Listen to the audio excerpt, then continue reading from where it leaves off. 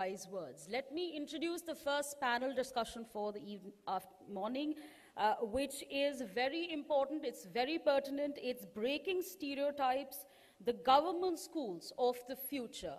Let me invite on stage Dr. Prerna Sharma, Principal, Government School, SKV, Mata Sundari Road, Mr. Khalik Ahmed, JBB SSS, Ramjas Lane, Karol Bagh, Ms. Manju Rani, PGT History, SKV, Ramdev Prasad Nagar, Ms. Seema Dhaiya, SKV Kirari, as well as Ms. Mithilesh Kumari Meena, JBSSS Nithari Village. Could we please have you on the stage, and a huge round of applause as we start our first session. This session is going to be moderated by Mr. Uday Pratap Singh, Senior Editor, NewsX. Over to you.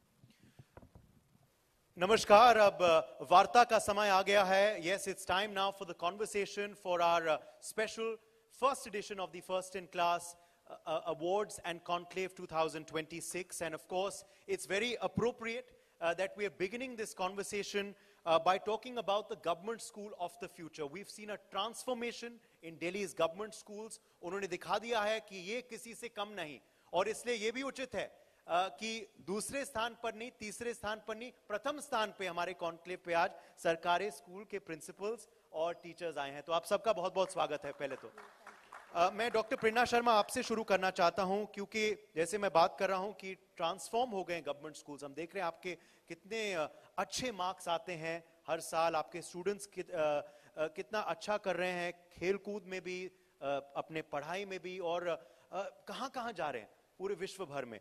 तो doctor प्रेरणा Sharma, NEP का इसमें क्या क्या योगदान रहा है? ये जो राष्ट्रीय शिक्षा नीति है, किस हद तक इसने शिक्षा क्षेत्र को बदल दिया है, दिल्ली में ही नहीं मगर पूरे देश में?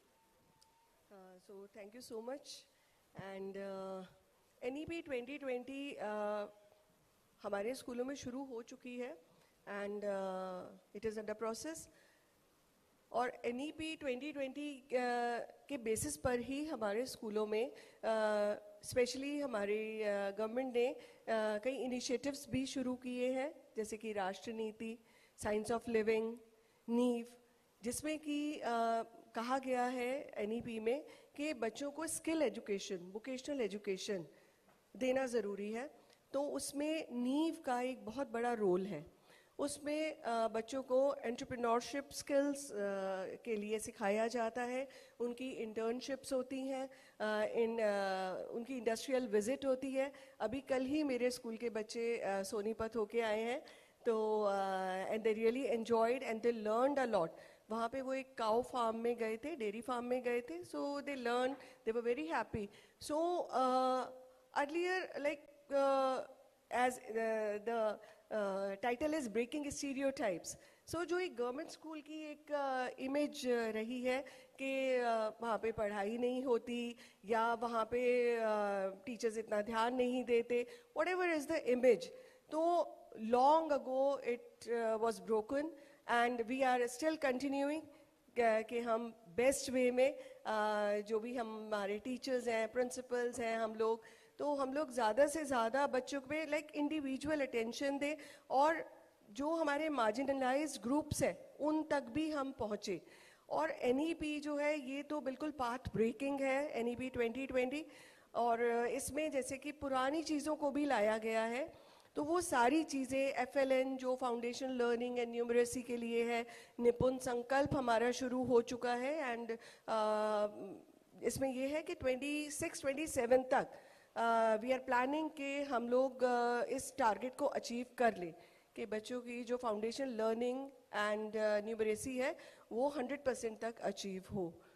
खलीक जी, मैं आपके पास आता हूँ अब, क्योंकि ये पैनल का शीर्षक जो है वह यही है कि government school of the future. तो भविष्य का गवर्नमेंट स्कूल कैसे दिखेगा, उसकी तैयारी कितनी हो गई है, NEP के जरिए क्या क्या बदलाव आए हैं, बच्चों को इसका क्या क्या फायदा हुआ है, how are the students benefiting from all of this? Thank you sir. देखिए एनईपी जो है वो वाकई एक बदलाव की कड़ी है, और एनईपी जैसे जैसे इम्प्लीमेंट होती चली जाएगी, जैसे हमारा टारगेट है 2040 तक कि एनईपी को पूरी तरीके से सारे स्कूल्स में, इंडिया के सारे स्कूल्स में लागू कर देना है। तो उस सिलसिले में दिल्ली गवर्नमेंट काफ़ी हद तक आगे चल रही है। जैसे मैं खुद एक गवर्नमेंट स्कूल का स्टूडेंट रहा हूँ, तो मैं खुद बदलाव देख रहा हूँ। जिस टाइम में स्टूडेंट था, जब मैं फिर टीचर बनकर आया, और आज मैं बदलाव देख रहा हूँ कि काफ़ी ड्रास्टिक चेंजेस आ चुके हैं। अब हम फ्यूचर की बात ना कर कर आज की भी बात करें तो आप देखेंगे पिछले 2-4 साल में ख़ास तौर पर स्मार्ट क्लासरूम्स हमारे यहाँ हो गए हैं, जबकि कोई सोच भी नहीं सकता था कि गवर्नमेंट स्कूल में स्मार्ट क्लासरूम्स होंगे। तो अब हम स्किल एजुकेशन की बात कब से कर रहे हैं? 6th क्लास से बात कर रहे हैं। पहले बच्चा बिजनेस के बारे में, वोकेशन के बारे में यूनिवर्सिटी जाकर सोचा करता था, या फिर अगर हमें ऑप्शन मिलता था 11th क्लास में ऑप्शन मिलता था कॉमर्स, फिर हमें आर्ट ह्यूमैनिटीज़ लेनी है या फिर हमें साइंस चूज करनी है। आज एनईपी चेंज कर रहा है। एनईपी कहता है कि 6th क्लास से आप जो है स्किल एजुकेशन शुरू कीजिए। हमारे स्कूल्स में आप देखेंगे कि 6th क्लास से बच्चा स्किल डेवलप कर रहा है। अपने क्या स्किल डेवलप कर रहा है? मेरे खुद के स्कूल में टेक्सटाइल डिज़ाइन, आप हैरत करेंगे कि जो यूनिवर्सिटी में जाकर, जो किसी स्किल यूनिवर्सिटी में जाकर बच्चा सीखता इनिशियल स्टेज पर, वो 6th क्लास से सीख रहा है। मेरे बच्चे ब्लॉक प्रिंटिंग करते हैं, और यहाँ तक कि हमारे यहाँ जो गेस्ट आते हैं, हमारे बच्चे खुद वो प्रोडक्ट तैयार करके उनको गिफ्ट देते हैं। तो हमारे गेस्ट खुद उस पर हैरत करते हैं, ये बच्चों ने बनाया है। अब हमारे यहाँ भी एनुअल डेज चल रहे हैं स्कूल्स में आजकल, तो हमारे यहाँ डायरेक्टर मैम भी आ रही हैं, एजुकेशन मिनिस्टर भी कहीं कहीं आते हैं। तो मेरे खुद के बच्चों ने ऐसी पेंटिंग्स बनाकर प्रिंट करवाई कि वो हैरत करने लगे कि आपके स्कूल्स के हैं। तो कहने का मतलब ये है कि जो भी एनईपीज़ ने हमें सजेशंस दिए हैं, चाहे वो बैगलेस डेज हों, स्किल एजुकेशन हो, इंडियन नॉलेज सिस्टम हो, हम आहिस्ता आहिस्ता करके उसको इनकॉर्पोरेट कर रहे हैं अपनी दिल्ली गवर्नमेंट स्कूल्स में, और उससे काफ़ी बेनिफिट मिल रहा है। इंडियन नॉलेज सिस्टम को हम लागू करने के लिए हमने एक प्रोग्राम चलाया है, साइंस ऑफ लिविंग, जिसके अंदर हम बच्चे का होलिस्टिक डेवलपमेंट कर रहे हैं, फिजिकल, मेंटल, स्पिरिचुअल। अब मेडिटेशन की बात होती है स्कूल्स के अंदर, योगा की बात होती है। जब हम टीचर ट्रेनिंग किया करते थे, तब हमें बताया जाता था कि आप पढ़ाएं learning by doing, learning by doing. और जब हमने ज्वाइन किया एज ए टीचर, तो हम देखते थे स्कूल्स में लर्निंग बाय डूइंग कहीं भी नहीं है। लर्निंग बाय डूइंग सर कहीं नहीं है। क्या चल रहा था? बस रोड लर्निंग चल रही थी। लेकिन एनईपी ने हमें प्रैक्टिकली लर्निंग बाय डूइंग करके दिखाया कि हमें राह दिखाई है, और उस पर हम चल रहे हैं, तो उससे बहुत बेनिफिट हो रहा है। Thank you sir. जी बिल्कुल। मंजू जी, आप पढ़ाती तो इतिहास है, हिस्ट्री है, मगर हम इतिहास में नहीं जाएंगे, हम भविष्य की बात करेंगे। तो भविष्य के स्कूल्स कैसे लगेंगे? क्या तैयारी उसकी हो गई है? राष्ट्रीय शिक्षा नीति के तहत क्या क्या बदलाव आ गए हैं, क्या क्या बदलाव आगे दिखेंगे?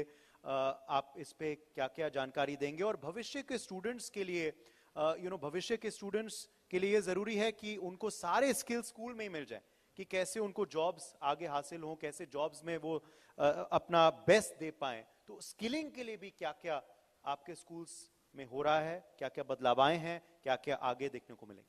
सभी को नमस्कार। मैं वैसे हिस्ट्री पढ़ाती हूँ, लेकिन सर ने पूछा है कि एनईपी का क्या रोल है हमारे उसमें इन फ्यूचर हमारे गवर्नमेंट स्कूल में। मेनली जो हमारा जो स्कूल है, जो भी हमारी एनईपी है, उसमें एक इंक्लूसिव एजुकेशन, ये भी एक बहुत बड़ा रोल है कि सभी को, जो हमारे CWSN के जो बच्चे हैं, उनका भी इस एजुकेशन में हमारे स्कूल में बहुत ज़्यादा रोल है। और इनको हमें साथ लेकर, इनको थोड़ा सा अलग नहीं करना है, इनको भी हमें साथ लेकर चलना है। और आगे, क्योंकि ये जो एजुकेशन है स्किल बेस्ड एजुकेशन है, तो जो नींव जो है, जो न्यू एनईपी में है, जो पहले एंटरप्रेन्योरशिप होता था, उसका एक नया नाम है, तो उससे बच्चों को काफ़ी अच्छा प्लेटफॉर्म मिला है आगे बढ़ने के लिए। तो बच्चे इसके लिए काफ़ी एफर्ट भी करें, क्योंकि सर जो स्कूल्स आते हैं गवर्नमेंट स्कूल में, इतने रिच स्कूल से नहीं घर से नहीं आते हैं, उनका एक थोड़ा बैकग्राउंड, लेकिन वो चाहते हैं कि ज़्यादा से ज़्यादा वो जो भी करना चाहते हैं उन्हें स्कूल से थोड़ा गाइडेंस मिले, स्कूल से थोड़ा सपोर्ट मिले। तो वो नींव के माध्यम से भी कुछ अपना करना चाहते हैं कि उन्हें स्कूल टाइम से ही थोड़ा ऐसा प्लेटफॉर्म मिल जाए कि वो आगे बढ़ सके, वो जॉब प्रोवाइडर बने, जॉब सीकर्स ना बने। तो वो यही मान के चलते हैं कि शायद एनईपी जो भी जो पॉलिसी है, उसमें हमारा टोटली डेवलपमेंट हो, मेंटली, फिजिकली, एवरीथिंग। वो चाहते हैं कि हम लोग एक अच्छे स्टूडेंट और एक अच्छे सिटीजन स्कूल से बनकर निकलें। तो एनईपी शायद इसके लिए एक बहुत अच्छा पॉलिसी है उनके लिए, बच्चों के लिए। तो बस मैं यही कहना चाहूँगी सर।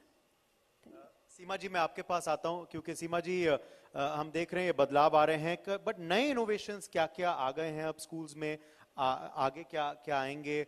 और देखिए, जब चढ़ाव होते हैं तो उतार भी होते हैं कुछ कुछ, तो कठिनाई भी क्या क्या आई हैं, उन कठिनाइयों का सामना कैसे हुआ है, कैसे उन ऑब्स्टिकल्स को आपने पार किया है अपने स्कूल को आगे बढ़ाने के लिए और बच्चों को एक उज्जवल भविष्य देने के लिए? नमस्कार आप सभी को। जैसा कि हम बात कर रहे हैं कि भविष्य के भारत के जो विद्यालय हैं, जो हमारे गवर्नमेंट स्कूल्स हैं, तो जो हम पहले के विद्यालय देखते हैं, और मेरा जो विद्यालय है वो एक नया विद्यालय है जो इसी साल शुरू हुआ, तो मैंने वो ऑब्स्टेकल्स भी महसूस की और उनको किस तरह से ओवरकम किया गया। अगर हम आज की चर्चा करें तो जो डिजिटल एजुकेशन है और जो डिजिटलाइजेशन ऑफ स्कूल्स है, वो बहुत ही एक महत्वपूर्ण कड़ी है हमारे विद्यालयों की, आज की नींव है वो।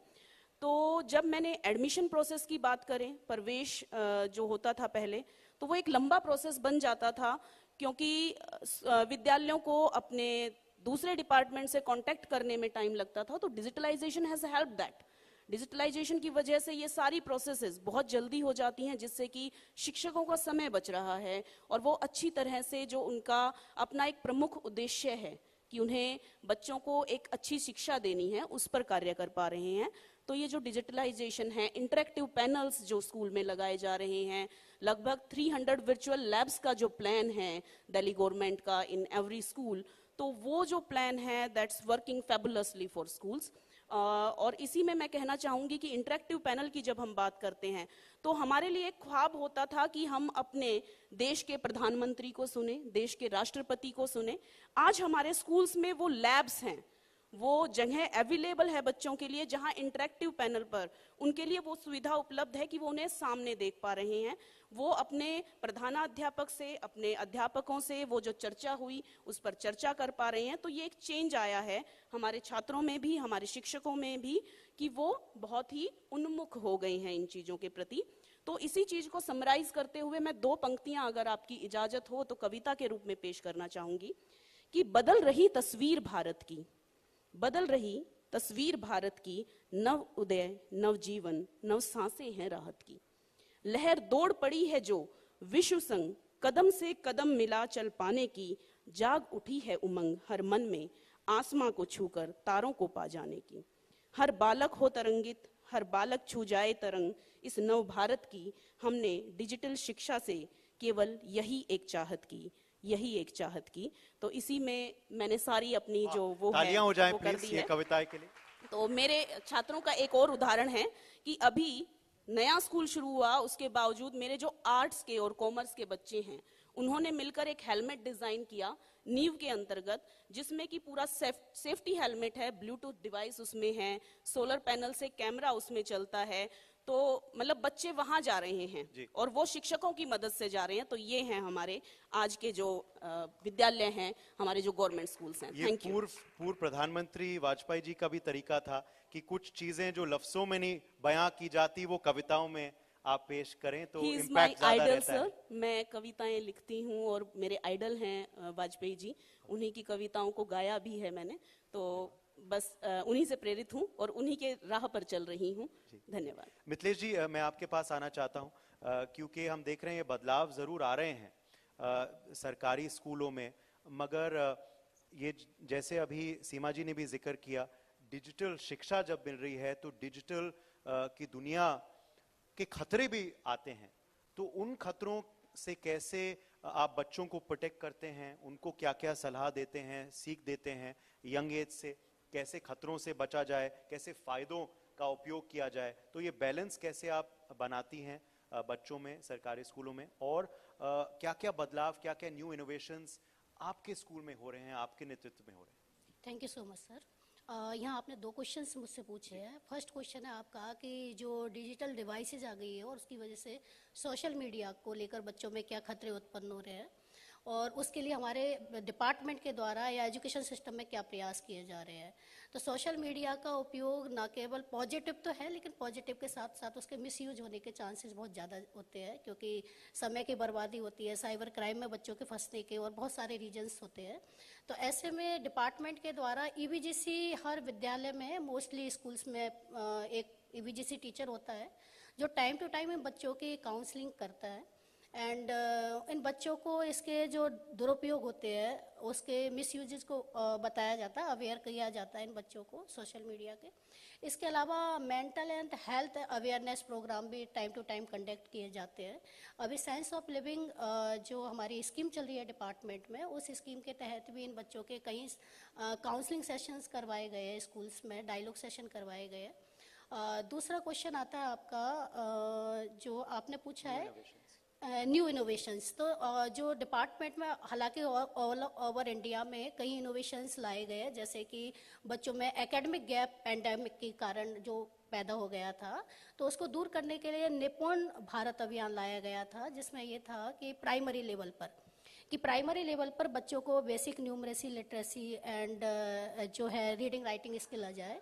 और इसका टारगेट भी भारत सरकार का ही रहा है 2026-27 तक इसको 0% कर दिया जाए थर्ड क्लास में, कि बच्चा 40 से 50 शब्द के जो लेटर्स है उनको 1 मिनट में रीड कर सके। यहाँ दिल्ली गवर्नमेंट में इसमें थोड़ा सा चेंज किया गया है। दिल्ली गवर्नमेंट में निपुण संकल्प को 8th क्लास तक कर दिया गया है। वही दूसरा इनोवेशन जो डिपार्टमेंट में लिया गया दिल्ली गवर्नमेंट में, वो नीव, जिसका अब ये डिस्कशन हो चुका है, इसमें स्किल एजुकेशन पे, एंटरप्रेन्योरशिप पर बल दिया जा रहा है। इसके अलावा साइंस ऑफ लिविंग, जिसमें मेंटल हेल्थ की बात कही गई है, जिसमें 5 कोशों की बात की गई है, अन्नमय कोश, मनोमय कोश, प्राणमय कोश, विज्ञानमय कोश और आनंदमय कोश। ये भारतीय जो तैतरीय उपनिषद है उससे इसको बिलोंग किया गया है। तो जो हम जिस भारतीय ज्ञान की, परंपरागत ज्ञान की एनईपी में बात कही गई है, वो साइंस ऑफ लिविंग में उसको कवर किया गया है, जिसमें अन्नमय कोश में बात कही गई है कि बच्चे के किस तरह से हम उसके शारीरिक संतुलन पर फोकस करें, उसकी डाइट पर, उसके इसके अलावा मनमय कोश में आता है तो उसके कंसंट्रेशन पावर को किस तरह से इनरिच किया जाए बच्चे के में। अब प्राणमय कोश में श्वासों की गति पर, इसी तरह से हम आते हैं विज्ञानमय कोश पर, क्रिटिकल थिंकिंग को कैसे, प्रॉब्लम सॉल्विंग को कैसे बढ़ाया जाए। आनंदमय कोश में इससे एकदम चरम स्थिति होती है, जिसमें कि हमारा वासुदेव कुटुंबकम की जो भावना है उस तरह से आनंद में हो, हर व्यक्ति के अपने और परायेपन की भावना है वो एकदम दूर हो। तो इन चीजों को लागू करने के लिए मेंटल हेल्थ की बात कही गई है। फिर हम आते हैं कि विद्यांजलि एक प्रोग्राम भारत सरकार के द्वारा स्टार्ट किया गया और उसको दिल्ली गवर्नमेंट में बहुत अच्छी तरीके से इम्प्लीमेंट किया जा रहा है। इसमें क्या होता है, कम्युनिटी एंगेजमेंट को लगातार बढ़ाया जा रहा है कि किसी भी पर्सन में अगर कोई स्किल है या उसको नॉलेज है तो उस स्किल को और वो नॉलेज को कैसे किसी स्कूल में बच्चों को डिलीवर किया जा सके। तो उसमें अब इसको 2.0 कर दिया गया है। इसमें एक चीज और जोड़ दी गई है, पहले तो सिर्फ नॉलेज बेस्ड था, अब इसको हम रिसोर्सेज से ऐड कर दिया गया कि अगर किसी को लगता है कि मैं गवर्नमेंट स्कूल के लिए कुछ अच्छा कर सकता हूँ या कर सकती हूँ तो वो डोनेट कर सकते हैं विद्यांजलि पोर्टल पर करवा के ये इसको। इसी तरह के और भी राष्ट्र नीति जब हम इस शब्द पे आते हैं तो हमारा पहले मतलब होता था, राष्ट्र का मतलब, देशभक्ति का मतलब है बॉर्डर पर जाके कुछ करना, लेकिन यहाँ इस बात पर फोकस किया गया है कि आपकी जो भी जिम्मेदारी है उस जिम्मेदारियों को पूरी कर्तव्य निष्ठा से, ईमानदारी से उसका निर्वाह किया जाए। तो इनोवेशंस दिल्ली गवर्नमेंट में किए जा रहे हैं और इनका परिणाम बहुत अच्छा आ रहा है। परिणाम कैसे अच्छा आ रहा है कि अगर हम देखें तो रिजल्ट वाइज देखें तो जो गवर्नमेंट स्कूल्स है उनका result compare to public school बहुत पॉजिटिव जा रहा है। हम अगर लास्ट कुछ वर्षों की बात करते हैं तो जो पब्लिक स्कूल है उनका सीबीएसई का 12th क्लास का रिजल्ट है 90% टू 95% के बीच में। वहीं अगर दिल्ली गवर्नमेंट के स्कूल की बात करते हैं तो इनका जो कुछ साल का रिजल्ट है वो 96 से 97% है। भाई दिल्ली गवर्नमेंट के स्कूल की हम बात करते हैं कि नीट में कितने बच्चों का सिलेक्शन हुआ, तो लास्ट ईयर जो नीट में सिलेक्शन हुआ है 1400 बच्चों का सिलेक्शन दिल्ली गवर्नमेंट के स्कूल से। भाई अगर हम जेई की बात करते हैं, जेई मेंस में लास्ट ईयर 2024-25 में 1400 बच्चे मेंस क्लियर किए और आईआईटी में सिलेक्शन हुआ 100 बच्चों से ऊपर सिलेक्शन। तो ये दिल्ली गवर्नमेंट के स्कूल का काफी इनिशिएटिव प्रयास किया जा रहा है। वहीं अगर हम इंफ्रास्ट्रक्चर की बात करते हैं तो इंफ्रास्ट्रक्चर की उससे देखते हैं तो आज की डेट में दिल्ली के 100% स्कूल में ड्रिंकिंग वाटर की फैसिलिटीज अवेलेबल है। इसके अलावा इलेक्ट्रिसिटी की जब हम बात करते हैं तो सभी स्कूल्स में इलेक्ट्रिसिटी की फैसिलिटीज अवेलेबल है, सोलर पैनल सभी जगह लगे हुए, रेन वाटर हार्वेस्टिंग सिस्टम सभी जगह है। ऐसा कोई भी सिंगल वन आउट टॉयलेट आपको दिखाई नहीं देगा जहां पर जो ये हैंड वॉश ना हो। सैनिटरी नैपकिन के जो आते हैं, बहुत अच्छा लग रहा है ये सारे तो बहुत अच्छा। एक कहते हैं ना कि हम जब पहले ये सोच के चलते थे कि एजुकेशन में सिर्फ रोट लर्निंग हो रही है, अब रोट लर्निंग की बात ना करके हम कोर एसेंशियल्स की बात कर रहे हैं, जिसमें 4 एसेंशियल आ रहे हैं। 21st स्किल की जो सेंचुरी स्किल्स आ रहे हैं, निपुण आपके FLN इसमें आ गया है। इसके अलावा digital literacy and financial literacy नहीं, इसमें बहुत आ अच्छा गई लग रहा है, बहुत अच्छा लग रहा है ये बिल्कुल सब सर। सुनकर। और वाकई में ये सब सुनकर एहसास भी हो रहा है कि हमारी सरकारी स्कूल बदल रहे हैं, जैसे अभी मैं जिक्र कर रहा था शुरुआत में। मगर ये आपने सुविधाओं की बात करी है और जो प्रोग्राम्स है उनके बारे में बात किया, मगर इनको इम्प्लीमेंट कैसे किया जाए ये भी बहुत जरूरी है। इस इम्प्लीमेंटेशन के लिए सक्षम नेतृत्व की आवश्यकता है। हम देख रहे हैं अगर हमारा विकसित भारत का एम है 2047 के लिए, तो जरूरी है कि सक्षम नेतृत्व हो, और वो प्रधानमंत्री मोदी में हमें मिल गया है देश को। मगर सरकारी स्कूलों के नेतृत्व के लिए ये कितना फायदेमंद हुआ है कि ये रिक्रूटमेंट हुआ है। सीमा जी, मैं आपके पास आता हूं, क्योंकि रिक्रूटमेंट भी हुआ है शायद प्रिंसिपल्स का, वाइस प्रिंसिपल्स का। ये नए रिक्रूटमेंट से कितना असर पड़ा है नेतृत्व पर? नेतृत्व पर वाकई में बहुत असर पड़ा है, क्योंकि जब यंग और एंथुजियास्टिक लीडर्स आपके पास हैं अभी स्कूल्स में, तो ये हमारे प्रधानमंत्री जी का भी विजन है कि एंथुजियाज्म हो लीडरशिप में। तो इन सभी रिक्रूटमेंट्स का ये असर हुआ है कि हमारे जो विद्यालय हैं उनमें एक एंथुजियाज्म की लहर दौड़ पड़ी है। छात्र जो हैं वो इंटरेक्ट कर पा रहे हैं। पहले जो एक इमेज होती थी, एक स्टीरियोटाइप होता था कि जो कुर्सी पर बैठे हैं उनके ऑफिस तक पहुंचना भी मुश्किल होता था, आज वो स्वयं भी बच्चों के बीच हैं और बच्चे भी उन तक पहुंच पा रहे हैं, और वो स्टीरियोटाइप कहीं ना कहीं टूटा है। तो मैं ये नहीं कहती कि पहले के लीडर्स सभी ऐसे थे, लेकिन हाँ, एक स्टीरियोटाइप लोगों के मन में था। आज जब हम लोगों के बीच में जाते हैं तो वो हमसे खुलकर बात करते हैं, वो हमसे इस तरह से बात करते हैं जैसे कि हम उनके अपने बच्चे हैं। पेरेंट्स जो हैं वो हमसे खुलकर इंटरेक्ट कर पा रहे हैं, तो उनको ये लग रहा है कि हमारे ही बीच से लोग आए हैं, और उनमें कोई भी इस तरह की भावना नहीं है कि वो हमें हमारे जवाब नहीं देंगे। तो ये एक फर्क पड़ा है। मंजू जी, मैं वापस डिजिटल पर ही आता हूँ। डिजिटल लर्निंग से कितना फायदा मिला है बच्चों को, और डिजिटल की दुनिया के जो खतरे भी हैं उनके बारे में आप बच्चों को कैसे अवगत कराती हैं? खास करके जो बच्चे मध्यम वर्ग के नीचे से आते हैं, जो बच्चे जो हैं शायद जिनके घरों में ये शिक्षा नहीं मिलती, मगर आपको देने का काम करना पड़ता है उनको। जी सर, हमारे स्कूल में जो बच्चे आते हैं मेनली थोड़े पुअर फैमिली से आते हैं। अगर उनको ऑनलाइन काम दिया जाता तो वो ये कहते हैं कि अभी पापा घर पर नहीं है, रात को आएंगे, तो तब काम कर पाते थे। तो लेकिन स्कूल में जब हम डिजिटली उनको पढ़ाते हैं तो वो इस चीज़ को बड़ा मतलब एंजॉय करते हैं कि हम घर पे ना पढ़कर हम स्कूल में हमें इस चीज़ का फ़ायदा मिल रहा है। तो वो लोग जैसे हमें कोई चैप्टर उनको समझ में नहीं आ रहा है तो हम उनको डिजिटली दिखा देते हैं, ज्ञान पे दिखा देते हैं, तो वो उस चैप्टर को बहुत अच्छे से समझ लेते हैं। क्योंकि हिस्ट्री थोड़ा सा सबको शायद बोरिंग लगता है, तो उसको थोड़ा सा इंटरेस्टिंग बनाने के लिए मैं उनको स्कूल में उनको जो चैप्टर उनको थोड़ा टफ लगता है उनको मैं डिजिटली उससे दिखा देती हूँ। और क्योंकि उनको वो सोचते हैं कि बस डिजिटली जो है बच्चे थोड़ा सा कि एंजॉय करना, उनको इंस्टा पे अपनी जो वीडियोस है वो बनाना है, वो थोड़ा इस चीज़ के लिए ज़्यादा वो करते हैं अपने लिए। लेकिन उनको उनको ये लगता है कि बस यही लाइफ है, क्योंकि आजकल क्या हो रहा है, लोग वीडियोस बनाकर थोड़ा पैसे कमा रहे हैं, तो उनका माइंड भी थोड़ा सिर्फ डिस्ट्रैक्ट हुआ है, पढ़ाई से ज़्यादा थोड़ा उसमें डिस्ट्रैक्ट हुआ है कि चलो वीडियोस बना लेते हैं, शायद थोड़ा सा अर्निंग हो जाए, हम लोग फेमस हो जाए। तो लेकिन उनको उसके ड्रॉबैक्स नहीं पता है कि उससे क्या होता है। क्योंकि जो साइबर क्राइम्स हो रहे हैं अभी, क्योंकि लोग उनके पास इतना ज़्यादा देखो, जब उनको क्योंकि जो स्कूल से जो उनकी स्कॉलरशिप मिलती है तो उन्हें ये भी नहीं पता होता कि जो स्कॉलरशिप मिली है हमारे अकाउंट में आई है या नहीं आई है। तो इसके लिए भी उनको फिर क्योंकि फ़ोन में मैसेज नहीं आते तो इसके लिए भी उनको थोड़ा सा देखना पड़ता है। लेकिन जब थोड़ा सा जब डिजिटली उससे हम वो इस चीज़ के लिए थोड़ा एडवांस हुए हैं तो काफ़ी गाइडेंस देनी पड़ती है। खलीक जी, आप भी यही करते हैं आपके जी सर, स्कूल में भी? गाइडेंस तो करनी पड़ती है उनकी। समय कम है तो खलीटी देखिए में आपने आपके सर पास जो डिजिटल एजुकेशन के बारे में बात की, तो कुछ डिपार्टमेंट्स के भी इनिशिएटिव्स हैं इसके लिए, और कुछ स्कूल टू स्कूल भी डिफर करता है कि सोशल मीडिया के जो हार्मफुल इफेक्ट्स हैं उससे बच्चों को कैसे रोका जाए। तो डिपार्टमेंटल तो ये है कि इनकी साइबर सिक्योरिटी की ट्रेनिंग्स कराई जाती हैं।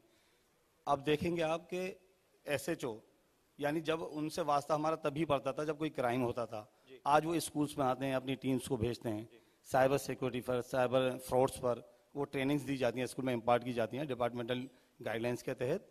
और कम्युनिटी और स्कूल का भी जो है ना, जैसे मैडम ने भी बताया कि विद्यांजलि के थ्रू बहुत जुड़ाव हो रहा है, तो IT एक्सपर्ट्स जो होते हैं वो हम इनिशिएट करते हैं डिमांड कि हमारे बच्चों को साइबर सिक्योरिटी से रिलेटेड या सोशल मीडिया के हार्मफुल जो इफेक्ट्स हैं उससे रिलेटेड उन एक्सपर्टीज जिनके पास है उनको हम इनवाइट करते हैं। और क्योंकि इसका प्रचार प्रसार बहुत हो रहा है विद्यांजलि का, तो अब लोग अपने जो स्किल्स हैं उसको छुपा के नहीं रख रहे, बल्कि उसको जो हम रिक्वेस्ट भेजते हैं उसको एक्सेप्ट करते हैं। तो हमारे बच्चों को ट्रेनिंग दी जाती है, और स्कूल टू स्कूल इस तरह डिफर करता है। जैसे मेरे खुद के स्कूल में, मगर बड़ा अच्छा है कि सबका तरीका है, मगर सब इस पे कंसंट्रेट करें। आखिरी सवाल डॉक्टर प्रेरणा आपसे मैं करना चाहता हूं, क्योंकि आज हमारा जो कॉन्क्लेव है उसका नाम है फर्स्ट इन क्लास। तो अगर कोई बच्चा आपके पास आता है और कहता है मुझे फर्स्ट इन क्लास आना है मैम, तो आप क्या कहेंगे उनको, क्या सलाह देंगे? पहली बात तो यही है कि अगर हमारे पास कोई बच्चा आ रहा है तो हमें उसे विद ओपन आर्म्स एक्सेप्ट करना ही है। और उसके लिए जो मेरे इंचार्जेस हैं उनको मैंने गाइड किया हुआ है, तो वो लोग इस चीज़ को उन्हें पता है कि जो बच्चा हमारे पास आया है वो वापस नहीं जाना चाहिए, और उनका पूरा ध्यान रखा जाता है। So that is it. अच्छा लगा ये सुन के। ठीक है, थैंक यू सो मच आप सबको हमारे संग जुड़ने के लिए, और आप इतना अच्छा काम कर रहे हैं आपके स्कूलों में, उसके लिए हम आपको शुभकामनाएं भी देते हैं, और ये आप जारी रखें। Thank you very much for joining us. Thank you so much for that wonderful